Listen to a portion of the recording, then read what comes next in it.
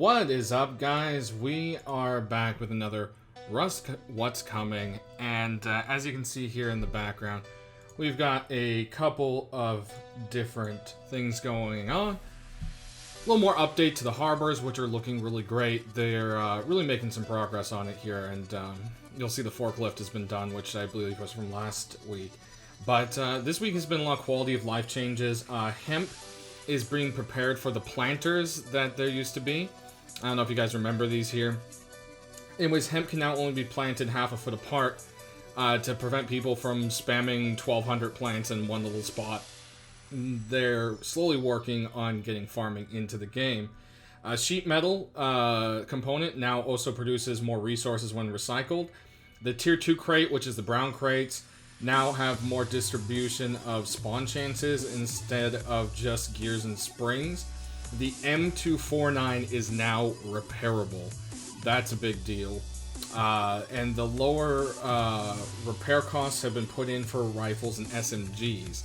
Now, that is actually something here that is another thing to bring up.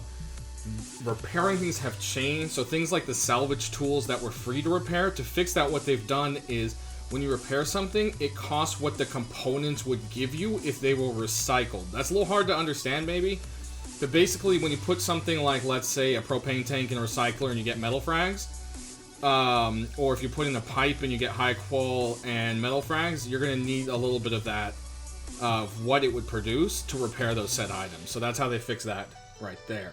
There's also been some buffs. The mace is now from 200 wood to 100, 50 frags to 50 frags, so that didn't change on the frags.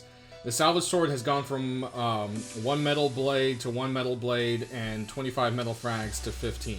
So it's dropped in metal frags as well. The mace has also been buffed in damage. Also, and actually I do have the damage here as well. The mace is now going to do from 70 headshot to instant down, from a body shot of 35 to 50. From thrown, it stays at 45, and thrown body shot, it stays at, it's gone from 22 to 30 or so. And so that's pretty much that there. As you will now see what we're getting to here, there is also another change to throwables. As you'll see, it's pretty simple. Before, when you throw something, it would stick straight into a wall. Now it pretty much stays at the angle you threw it at. So again, that's a little quality of life thing.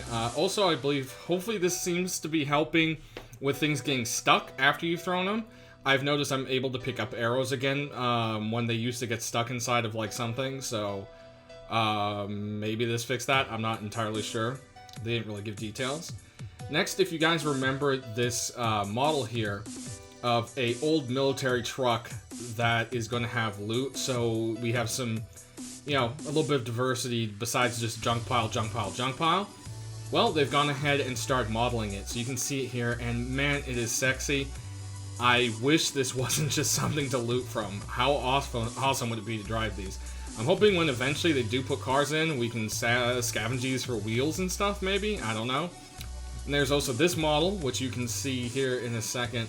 They've also made a version of it as well.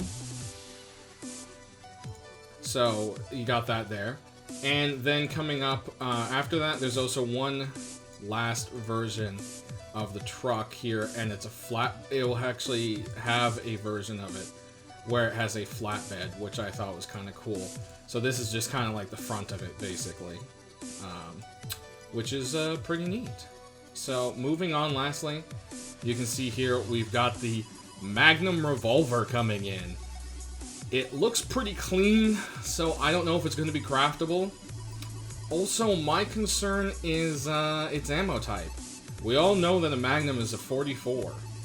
There's also the Smith & Wesson 500, which is going to be running basically a 50 caliber slug or 500 millimeter bullet. Those don't exist, so they're just going to lazy out and put in pistol bullet. Or are we going to actually get a more powerful round? We'll have to see. But that pretty much does it, guys. As always, thanks for watching. We'll end here with the view model of the supply drop, which is one last little quality of life thing. And leave a like, and we'll see you guys next time.